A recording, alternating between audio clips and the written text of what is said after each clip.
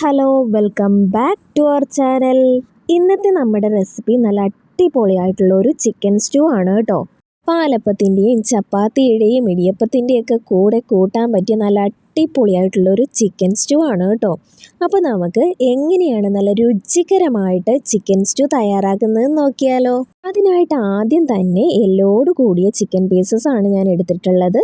വളരെ കുറഞ്ഞ piece chicken ആണ് കേട്ടോ ഞാൻ ഇവിടെ എടുത്തിട്ടുള്ളത്. ഇനി അതിലേക്കുള്ള വെജിറ്റബിൾസ് ആണ് ഞാൻ ഇവിടെ ചെറുതായിട്ട് കട്ട് ചെയ്തെടുത്തിട്ടുള്ളത്.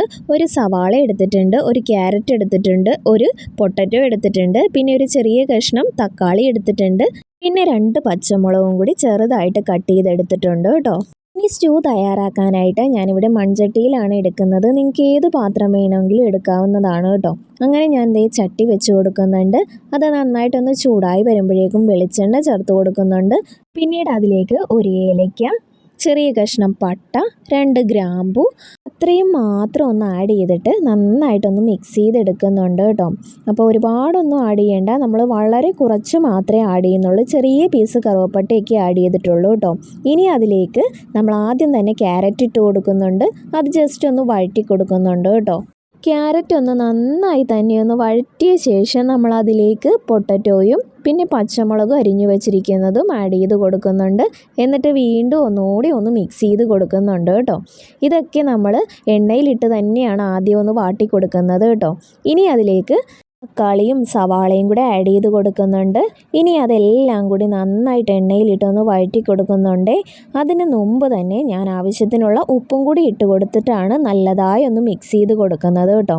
ഇതൊന്ന് നന്നായിട്ടൊന്ന് മിക്സ് ചെയ്ത ശേഷം അതിലേക്ക് നമ്മൾ എടുത്ത് വെച്ചിരിക്കുന്ന ചിക്കൻ ഒന്ന് ആഡ് ചെയ്യുന്നുണ്ട്. എന്നിട്ട് ഒന്നുകൂടി ഒന്നായി എണ്ണയിലിട്ടൊന്ന് വാട്ടി കൊടുക്കുന്നുണ്ട് കേട്ടോ. ചിക്കൻ ഇട്ട ശേഷം ഞാൻ കുറച്ച് സമയമാണ് കേട്ടോ ഒന്ന് വാട്ടിയെടുക്കുന്നത്.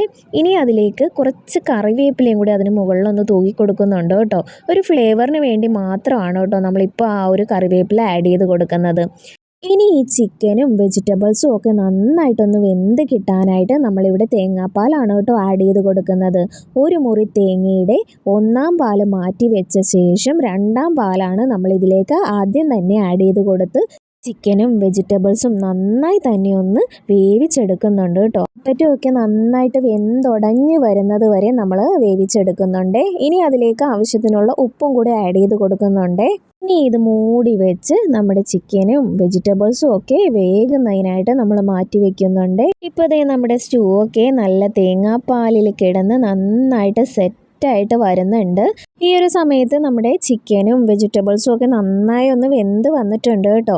ഇനി ആ ഒരു പൊട്ടറ്റോ ജസ്റ്റ് ഒന്ന് ഉടച്ചു കൊടുക്കുന്നുണ്ട് കേട്ടോ. കുറച്ച് മാത്രം നമ്മൾ ഒന്ന് ഈ ഒരു ടൈമിൽ ഉടച്ചു കൊടുക്കുന്നുണ്ട്. അപ്പോൾ നന്നായിട്ട് വെന്തെങ്കിൽ മാത്രമേ പെട്ടെന്ന് ആ പൊട്ടറ്റോ ഉടഞ്ഞ് കിട്ടുള്ളൂ കേട്ടോ.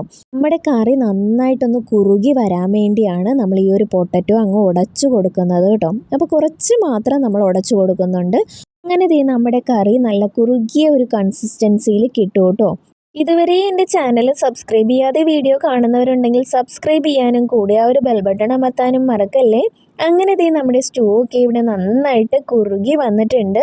ഇനി നമുക്ക് ഒന്ന് ജസ്റ്റ് ഒന്ന് മിക്സ് ചെയ്ത ശേഷം നമ്മൾ 1/4 പാല് ആഡ് ചെയ്ത് കൊടുക്കുകയാണ് കേട്ടോ വേണ്ടത്. നല്ല കട്ടിയുള്ള 1/4 പാല് ചേർത്ത ശേഷം നമ്മൾ അതിലേക്ക് ഒരു 1/2 ടീസ്പൂണോളം കുരുമുളക് പൊടി ചേർത്ത് കൊടുക്കുന്നുണ്ട്. എന്നിട്ട് നന്നായിട്ടൊന്ന് മിക്സ് ചെയ്ത് കൊടുക്കുന്നുണ്ട്. ഇപ്പോൾ നമ്മുടെ സൂപ്പർ ടേസ്റ്റി ആയിട്ടുള്ള നല്ല കുറുകിയ ചാറോട് കൂടിയ ചിക്കൻ സ്റ്റൂ ഇവിടെ റെഡി ആയിട്ടുണ്ട്. ഇനി ഇതിന് മുകളിലായിട്ട് കുറച്ച് സവാളയും കാഷ്യൂവും കറിവേപ്പിലയും കൂടി ഒന്ന് റോസ്റ്റ് ചെയ്ത് നമ്മൾ ഇതിന് മുകളിലായിട്ട് ഇട്ട് കൊടുക്കുന്നുണ്ട് കേട്ടോ.